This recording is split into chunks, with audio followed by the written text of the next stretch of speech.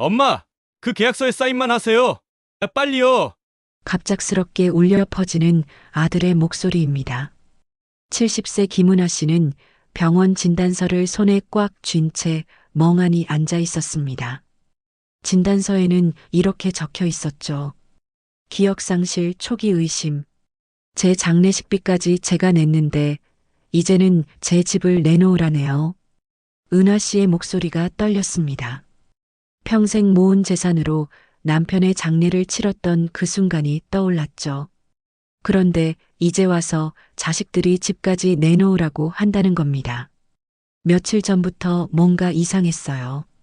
평소에는 전화 한 통 없던 아들이 갑자기 집에 찾아온 거예요. 엄마, 안녕하세요. 아들의 인사가 어색하게 들렸습니다. 언제부터 자식이 어머니한테 안녕하세요라고 했던가요? 혹시 요즘 깜빡깜빡하시죠? 아들이 조심스럽게 물어봤습니다. 은하 씨는 순간 당황했어요. 사실 기억력에는 전혀 문제가 없었거든요. 아니야, 괜찮아. 그런데 엄마 병원에서 검사 받아보시는 게 어떨까요? 아들의 눈빛이 이상했습니다. 걱정하는 눈빛이 아니라 뭔가를 기대하는 눈빛이었어요. 병원에 갔을 때도 마찬가지였습니다. 의사가 간단한 검사를 했는데 아들이 계속 옆에서 뭔가 속삭이는 거예요. 우리 어머니가 요즘 많이 깜빡하세요. 집에서 가스불도 자주 켜놓고요. 은하 씨는 깜짝 놀랐습니다. 가스불을 켜놓은 적이 한 번도 없는데 말이에요. 그리고 나서 받은 진단서였습니다. 기억상실 초기 의심이라니요. 집에 돌아온 후 아들이 서류를 꺼내 들었습니다. 이건요, 엄마 명의 대신 제가 잠깐 관리해 드리는 거예요. 서류를 자세히 보니 재산관리 위임장이었어요. 은하 씨의 모든 재산을 아들 명의로 넘기는 내용이었습니다. 엄마가 깜빡하시니까 제가 대신 관리해 드릴게요. 아들의 말이 귓가에 맴돌았습니다. 그 순간 은하 씨는 깨달았어요. 이 아이들이 내 기억이 없어지기를 바라고 있구나. 머릿속이 복잡해졌습니다. 평생 키운 자식들이 자신의 재산만 노리고 있다는 사실이 믿어지지 않았어요. 하지만 현실은 분명했습니다. 아들의 친절함은 가짜였고 병원 진단서도 의심스러웠어요. 엄마, 빨리 사인해 주세요. 아들이 재촉했습니다. 볼펜을 은하 씨 손에 쥐어줬어요. 그때 은하 씨의 머릿속에 번뜩이는 생각이 떠올랐습니다. 이들이 나를 잊기 전에 내가 먼저 있는 척 해야겠다. 70년을 살아온 지혜였을까요? 은하 씨는 순간 결심했습니다. 자식들이 자신을 속이려 한다면 자신도 그들을 속여보겠다고요. 이게 뭐예요? 은하 씨가 갑자기 서류를 보며 당황한 표정을 지었습니다. 이 글씨가 왜 이렇게 흐릿하게 보이죠? 아들의 눈이 반짝였어요. 어머니가 드디어 기억상실 증상을 보이는 것 같다고 생각한 거죠. 엄마, 괜찮으세요? 가짜 걱정 섞인 목소리였습니다. 은하 씨의 기억상실 연극이 그렇게 시작됐습니다. 자식들의 탐욕을 막기 위한 할머니의 마지막 전쟁이 시작된 거예요. 과연 70세 할머니의 이 위험한 연극은 성공할 수 있을까요? 아니면 들통이 나서 더 큰 위험에 빠지게 될까요? 은하 씨는 떨리는 손으로 볼펜을 잡았습니다. 하지만 사인하는 척만 하고 실제로는 엉뚱한 곳에 줄을 그었어요. 왜 이렇게 손이 떨리죠? 완벽한 연기였습니다. 아들은 어머니의 변화를 보며 만족스러워했어요. 그날 밤 은하 씨는 잠들지 못했습니다. 자신이 시작한 이 연극이 어디까지 갈지 알 수 없었거든요. 하지만 분명한 건 하나였어요. 자식들에게 당하고만 있을 은하 씨가 아니라는 것 말입니다. 은하 씨의 연기가 본격적으로 시작됐습니다. 오늘이 며칠이었지? 일부러 약속을 까먹는 척했어요. 원래라면 절대 잊지 않았을 동네 친구와의 만남을 깜빡한 척한 거죠. 아이고, 미안해. 완전히 잊고 있었네. 친구에게 전화를 걸어 사과했습니다. 상대방의 걱정스러운 목소리가 들려왔어요. 은하야, 너 괜찮니? 요즘 자주 그런다면서? 응, 괜찮아. 그냥 나이가 드니까 그런가 봐. 은하 씨는 일부러 힘없는 목소리를 냈습니다.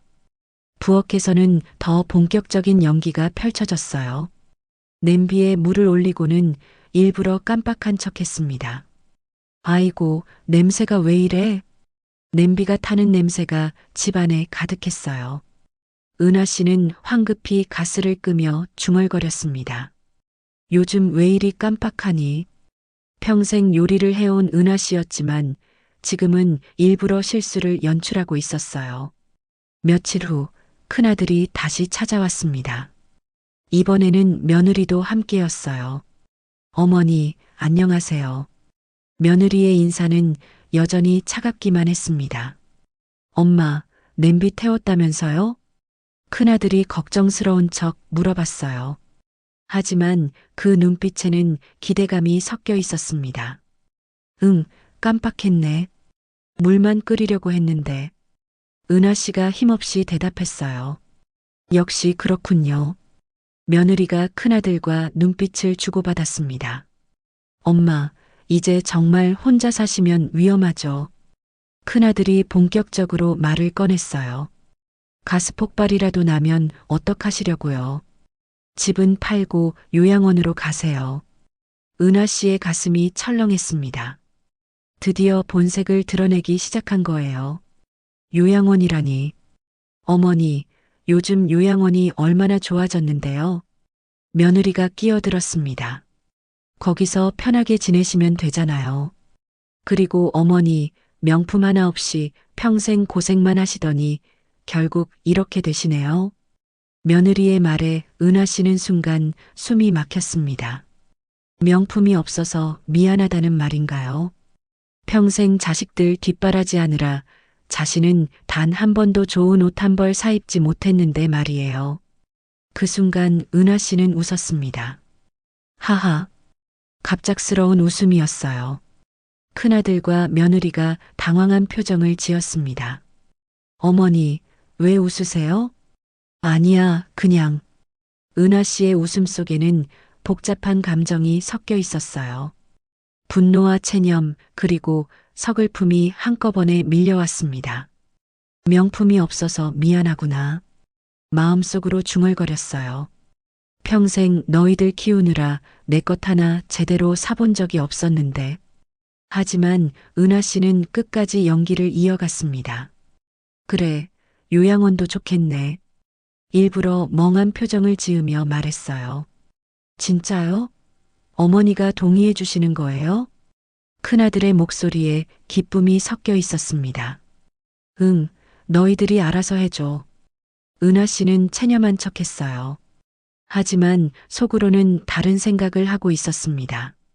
끝까지 이들의 민낯을 다 보겠어. 진짜로 자식들이 어디까지 갈 수 있는지 확인하고 싶었어요. 그럼 집 매매 계약서도 빨리 진행할게요. 며느리가 재빨리 말했습니다. 어머니가 요양원 가시면 집은 필요 없으니까요. 그 돈으로 요양원비도 내고 나머지는 저희가 관리해 드릴게요. 두 사람의 대화를 들으며 은하 씨는 소름이 돋았어요. 이미 모든 걸 계획해뒀다는 걸 알 수 있었거든요. 참, 어머니 통장이랑 도장은 저희가 보관할게요. 어차피 어머니 혼자서는 관리 못 하시잖아요. 큰아들이 당연하다는 듯이 말했습니다. 은하 씨는 고개를 끄덕였어요. 하지만 마음속으로는 다짐했습니다. 절대 그렇게 되도록 놔두지 않겠어. 아, 그리고 어머니. 며느리가 갑자기 말했어요. 어머니 옷장에 있는 금반지들, 그것도 저희가 보관할게요. 요양원에서는 잃어버릴 수도 있으니까요. 은하 씨의 손이 떨렸습니다. 그 금반지들은 남편이 결혼기념일마다 선물해준 소중한 추억이었어요. 하지만 은하 씨는 참았습니다. 응, 알겠어. 겉으로는 순순히 대답했지만 속으로는 분노가 치밀어 올랐어요.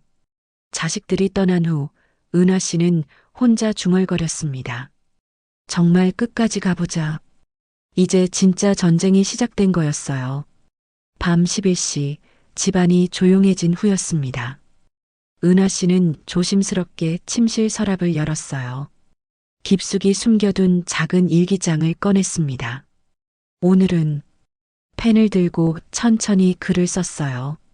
10월 15일. 오늘은 큰아들 눈빛이 너무 낯설었다. 평생 키운 자식의 눈빛이 이렇게 차갑게 느껴진 적이 없었거든요. 내가 냄비를 태웠을 때 걱정하는 척했지만 실제로는 기뻐하는 것 같았다.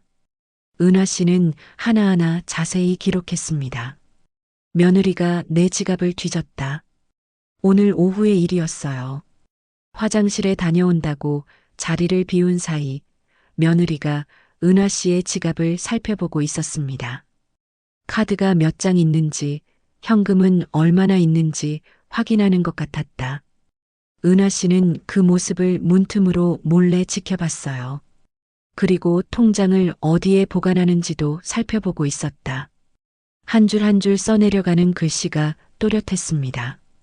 기억상실과는 거리가 먼 정확한 기록이었어요. 다음 날 저녁에도 일기는 계속됐습니다. 10월 16일. 큰아들이 부동산 중개업소 전화번호를 메모해뒀다. 어머니, 잠깐 전화 받을게요. 큰아들이 베란다로 나가서 전화를 받았어요. 은하 씨는 일부러 멍한 표정을 지으며 TV만 보는 척했습니다. 하지만 귀는 바짝 세우고 있었어요. 네, 70평 단독주택이고요. 시세가 얼마 정도 되나요? 큰아들의 목소리가 흘러나왔습니다. 벌써 집 시세를 알아보고 있었다. 은하 씨는 일기에 그 내용까지 세세히 적었어요. 며느리는 내 옷장을 뒤져서 금반지가 몇 개인지 세어봤다. 이건 어제 일이었습니다. 며느리가 어머니, 옷장 정리 도와드릴게요라며 들어왔는데 실제로는 귀금 속을 확인하고 있었어요. 결혼반지, 돌반지, 목걸이까지 다 확인했다. 은하 씨의 기록은 점점 구체적이 되어 갔습니다. 며칠 후 은하 씨는 중요한 결정을 내렸어요. 동네 복지관에 갔습니다. 그곳에서 일하는 미정 씨를 만나기 위해서였어요. 어머니, 오늘은 어떻게 오셨어요? 미정 씨가 반갑게 인사했습니다. 40대 중반의 따뜻한 여성이었어요. 미정 씨, 부탁이 하나 있어요. 은하 씨가 조심스럽게 말을 꺼냈습니다. 무슨 부탁이신데요? 혹시 저한테 무슨 일이 생기면. 은하 씨는 일기장을 꺼냈어요. 이거 좀 경찰에 전해주실 수 있을까요? 미정 씨가 깜짝 놀랐습니다.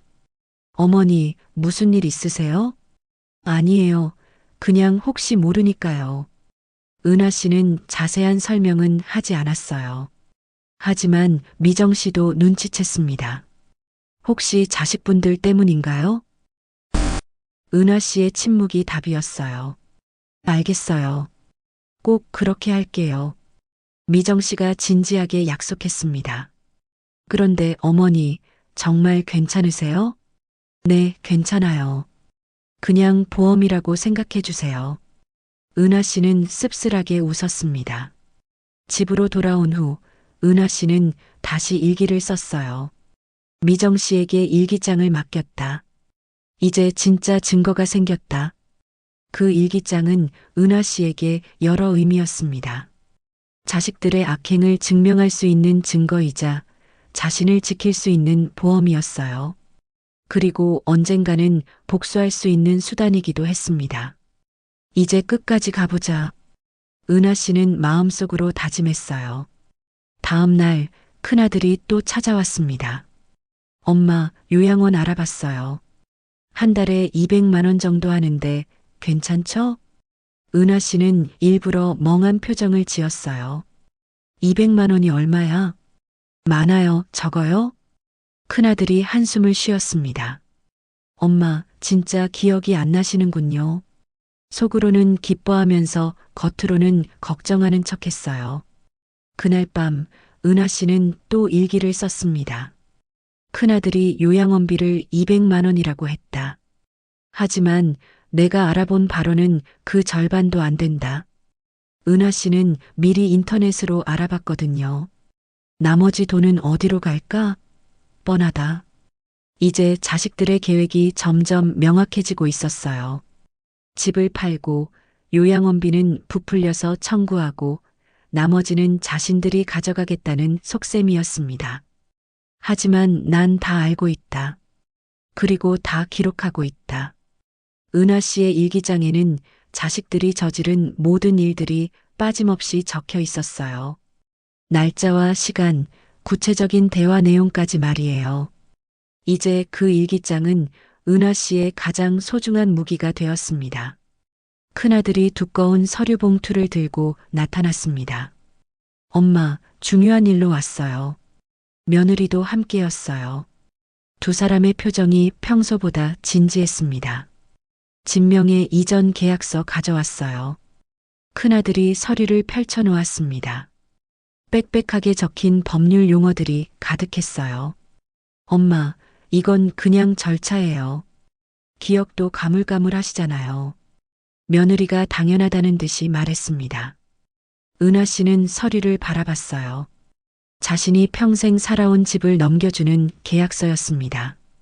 여기에 사인만 하시면 돼요. 큰아들이 볼펜을 내밀었습니다. 은하 씨는 떨리는 손으로 볼펜을 받았어요. 하지만 일부러 서명을 하려다 멈췄습니다. 잠깐만. 내 이름이 뭐더라? 순간 방안이 조용해졌습니다.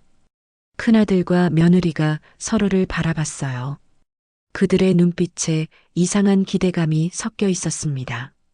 어머니, 성함이 김은하예요. 며느리가 차갑게 말했습니다. 아, 맞다. 김은하.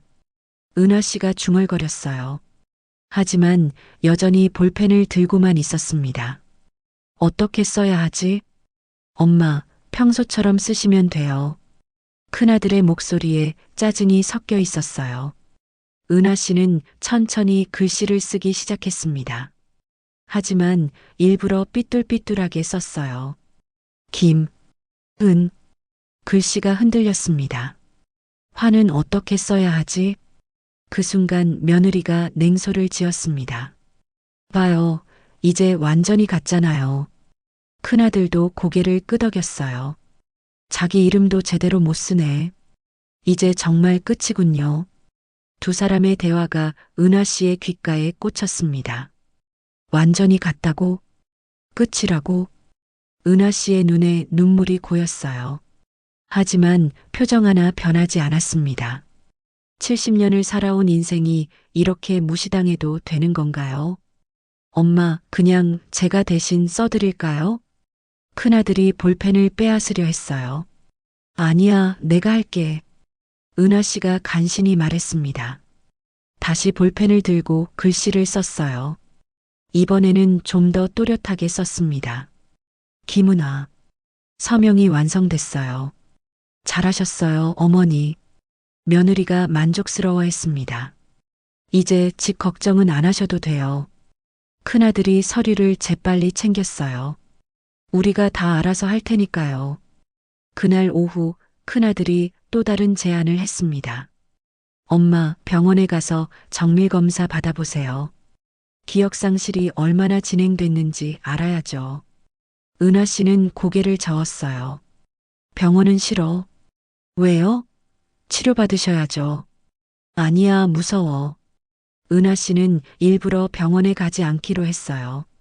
정밀검사를 받으면 기억상실이 가짜라는 게 들통날 수 있었거든요. 그럼 집에서 쉬세요. 큰아들이 아쉬워했지만 포기했어요. 사실 그들도 굳이 병원에 갈 필요는 없다고 생각했습니다.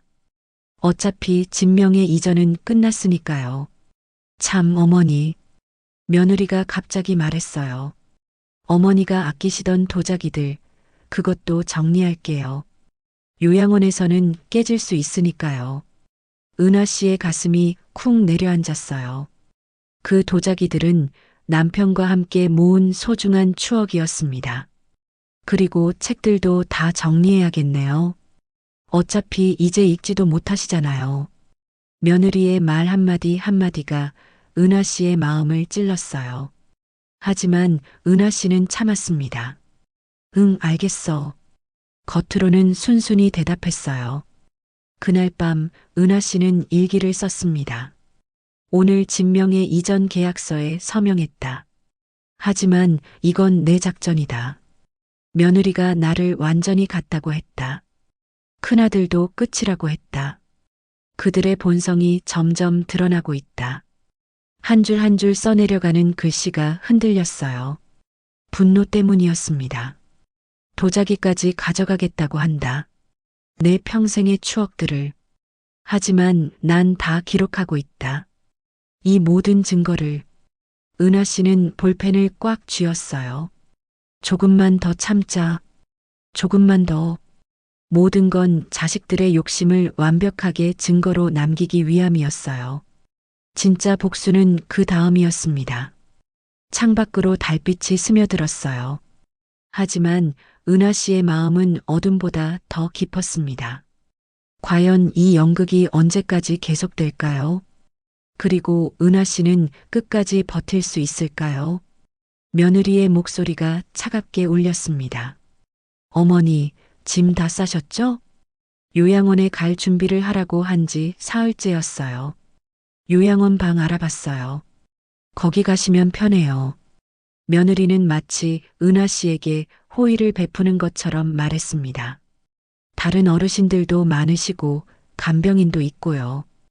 은하 씨는 작은 가방 하나만 들고 있었어요. 70년 인생의 짐이 그게 전부였습니다. 그럼 이제 가실까요? 큰아들이 재촉했어요. 집을 빨리 비우고 싶어 하는 게 역력했습니다. 응. 은하 씨는 짧게 대답했어요. 현관문을 나서는 순간 쌀쌀한 바람이 얼굴을 스쳤습니다. 10월의 바람은 생각보다 차가웠어요.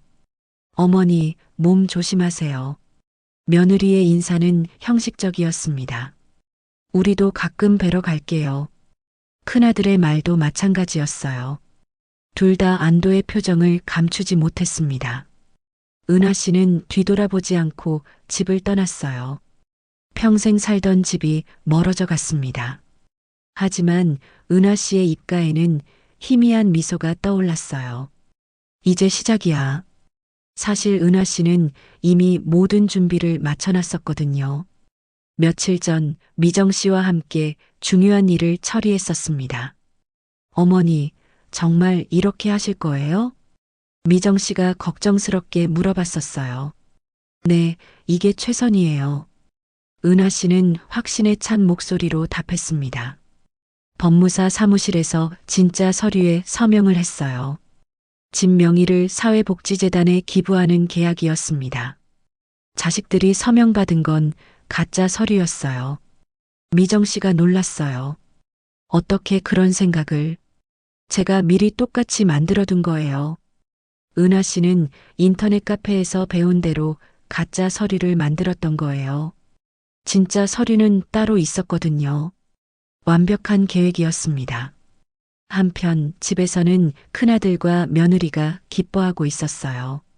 드디어 엄마가 나갔네. 이제 우리 마음대로 할 수 있겠어. 며느리가 집안을 둘러보며 말했습니다. 일단 리모델링부터 해야겠어요. 그래야 비싸게 팔리잖아요. 큰아들도 동의했어요. 내일부터 부동산 중개업소에 연락해 볼까? 시세가 5억 정도 된다고 했잖아요. 두 사람은 벌써 돈 계산에 바빴어요. 요양원비 빼고 나면 4억은 남겠네. 그 돈으로 새 아파트 사고 나머지는 투자하고. 하지만 그들의 꿈은 오래가지 못했습니다. 며칠 후 등기소에서 우편이 도착했어요. 뭐지, 이거? 큰아들이 봉투를 뜯었습니다. 소유자가 변경되었습니다.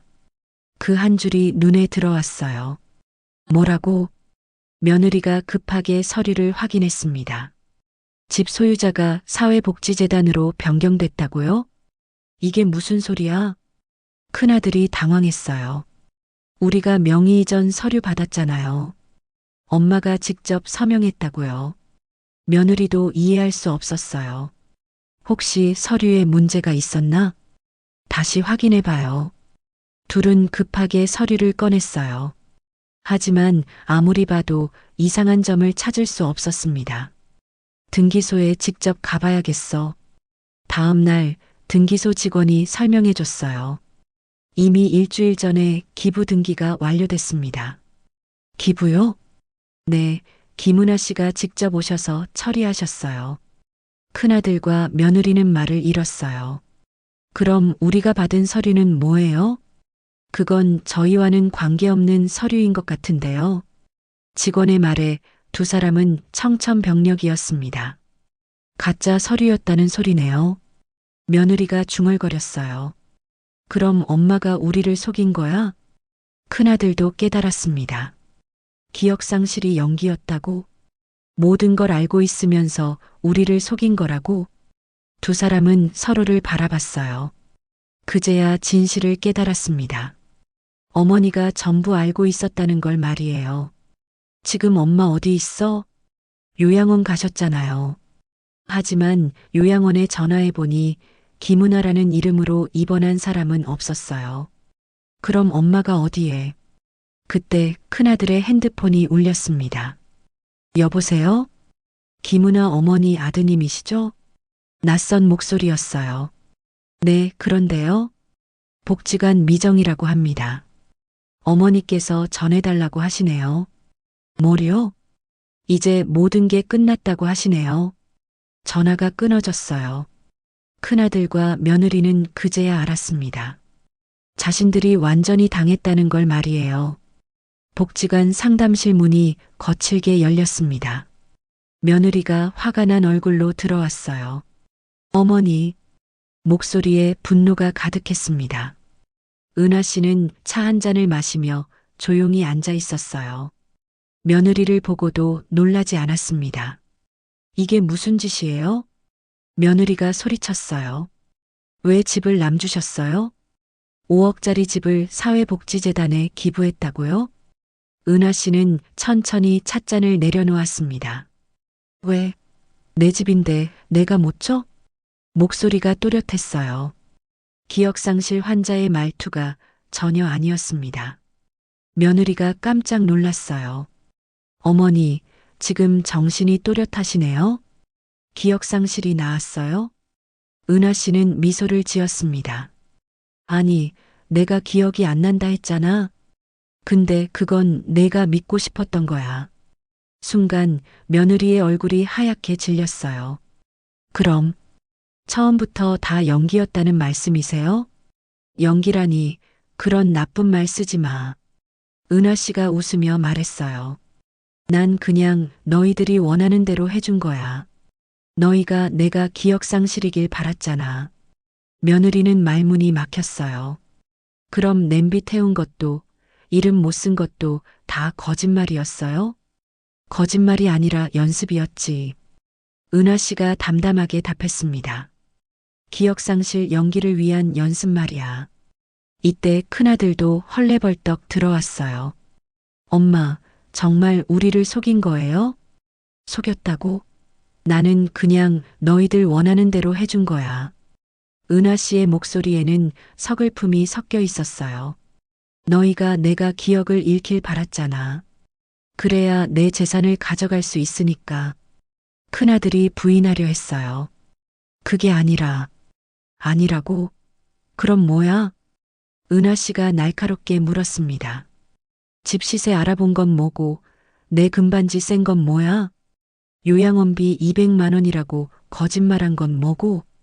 구체적인 지적에 큰아들은 할 말을 잃었어요. 엄마가 다 알고 계셨던 거네요. 며느리가 중얼거렸습니다. 당연히 알지. 70년을 산 게 허수아비가 아니야. 은하 씨가 일어섰어요. 그런데 말이야, 너희가 내 이름도 못 쓴다고 비웃을 때, 내가 완전히 갔다고 말할 때, 그때 정말 가슴이 아팠어. 은하 씨의 눈에 눈물이 고였습니다. 평생 너희들 키우느라 내 것 하나 제대로 못 사봤는데, 명품 없어서 미안하다고 며느리가 고개를 떨구었어요. 그리고 말이야. 은하 씨가 조용히 말했습니다. 너희가 잃은 건 집이 아니라 나야. 그건 다시 못 사. 그 말에 며느리는 아무 말도 하지 못했어요. 5억짜리 집은 다시 살 수 있어도 엄마는 다시 못 사잖아. 은하 씨의 말이 가슴에 꽂혔습니다. 엄마, 큰아들이 떨리는 목소리로 말했어요. 우리가 잘못했어요. 잘못했다고 해서 달라지는 게 있나?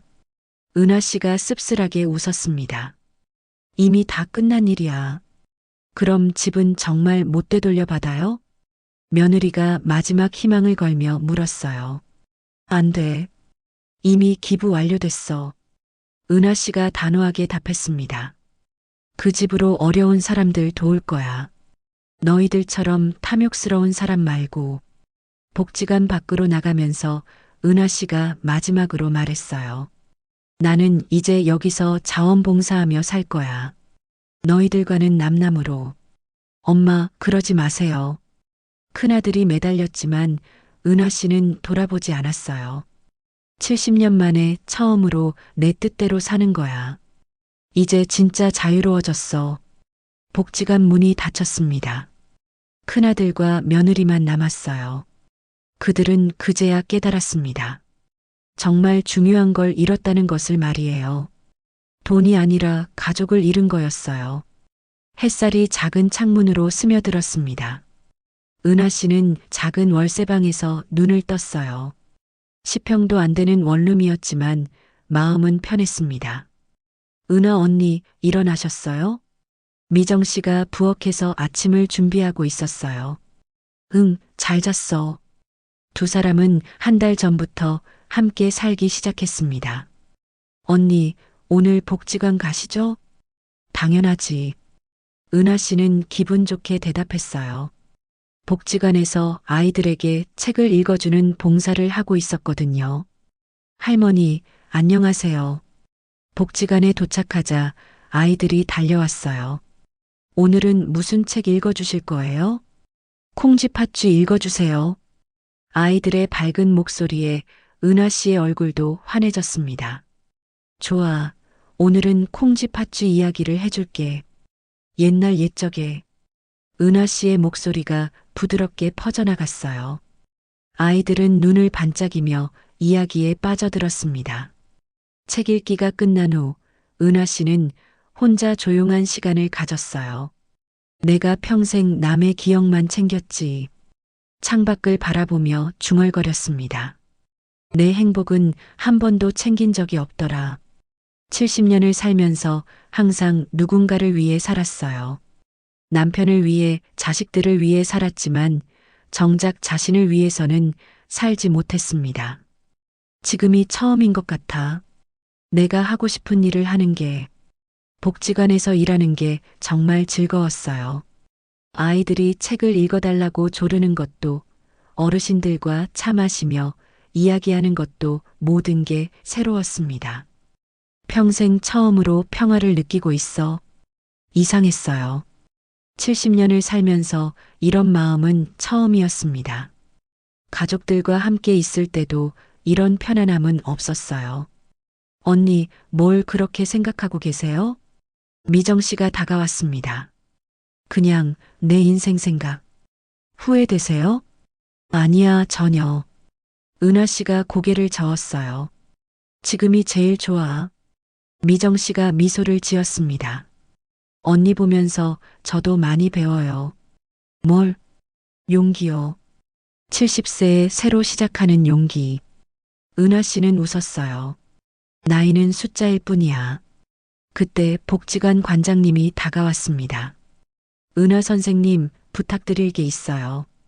뭔데요? 선생님 일기장 말이에요. 그걸로 노인 학대 예방 캠페인을 하려고 해요. 은하 씨가 놀랐어요. 내 일기로요? 네, 복지관 벽면에 전시하고 싶어요. 많은 어르신들이 비슷한 고민을 하고 계시거든요. 은하 씨는 잠시 생각했습니다. 좋아요. 그렇게 하세요. 정말요?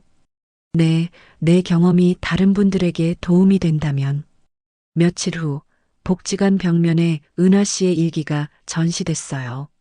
10월 15일. 오늘은 큰아들 눈빛이 너무 낯설었다. 며느리가 내 지갑을 뒤졌다. 한 줄 한 줄이 생생한 기록이었습니다. 많은 어르신들이 그 앞에 서서 읽어보셨어요. 나랑 똑같네. 우리 며느리도 그래. 비슷한 경험을 한 분들이 많았습니다. 하지만 선생님처럼 용기 내기는 어려워. 그래도 이제 알겠어. 참기만 하면 안 되는구나. 은하 씨의 이야기가 다른 분들에게 힘이 되고 있었어요. 저녁 무렵 집으로 돌아가는 길이었습니다. 언니, 오늘 하루도 수고하셨어요. 나도 고마워, 미정아. 뭐가요? 나랑 같이 살아줘서. 미정 씨가 웃었어요. 저야말로 고마워요. 언니 덕분에 많이 배우고 있어요. 두 사람은 손을 잡고 걸었습니다. 70세와 45세, 나이는 달랐지만 진짜 가족 같았어요. 미정아, 나 정말 행복해. 저도요, 언니. 작은 월세방이지만 따뜻한 집이 기다리고 있었습니다. 혼자가 되었지만 외롭지 않았어요. 오히려 진짜 가족을 만난 기분이었습니다. 은하 씨는 깨달았어요. 진짜 가족은 피가 아니라 마음으로 만나는 거라는 걸 말이에요. 봄이 왔습니다. 복지관 앞 벚꽃이 활짝 피어 있었어요. 은하 씨는 아이들과 함께 꽃 구경을 하고 있었습니다. 할머니, 꽃이 정말 예뻐요. 그렇지? 할머니도 처음 본 것 같아. 은하 씨가 웃으며 대답했어요. 정말로 이렇게 마음 편하게 꽃을 본 건 처음이었습니다. 그때였어요. 복지관 입구에 익숙한 그림자가 나타났습니다. 큰아들이었어요. 엄마, 떨리는 목소리로 불렀습니다. 한 달 만에 보는 아들의 모습이 많이 초췌해져 있었어요. 웬일이야?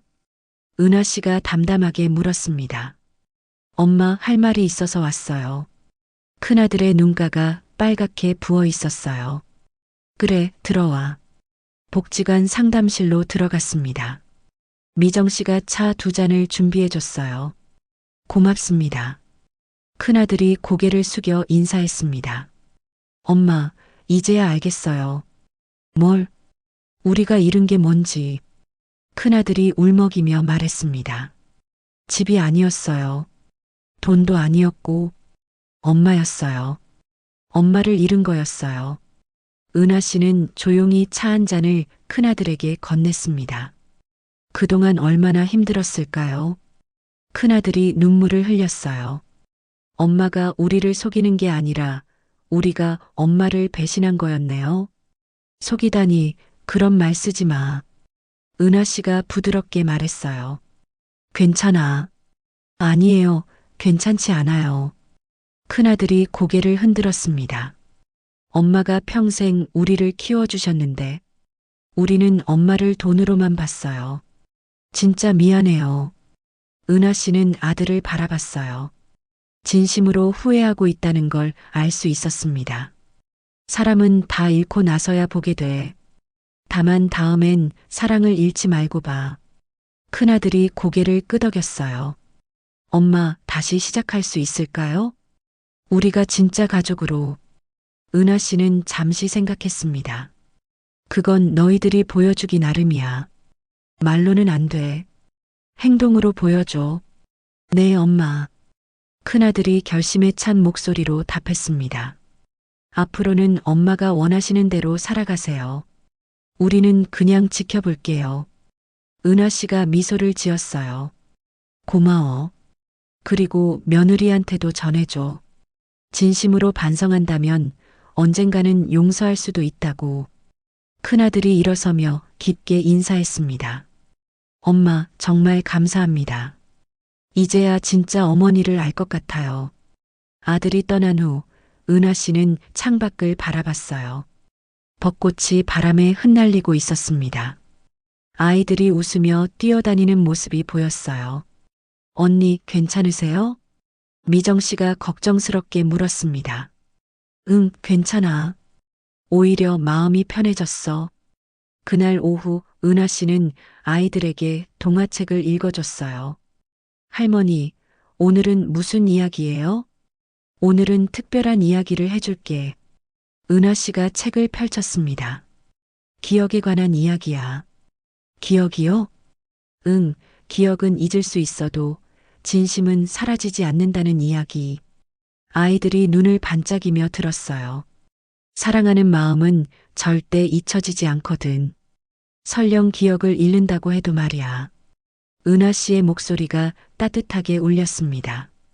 그러니까 우리는 항상 진심으로 사람을 대해야 해.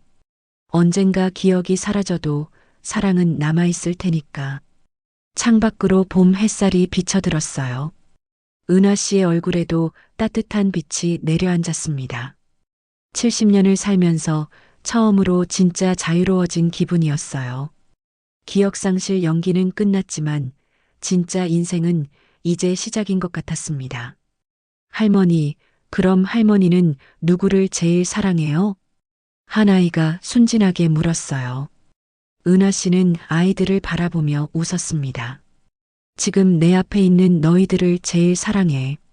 그리고 나 자신도 사랑하고 평생 처음으로 자신을 사랑한다고 말할 수 있었어요. 벚꽃잎이 창문을 스치며 떨어졌습니다. 은하 씨의 새로운 봄이 시작되고 있었어요.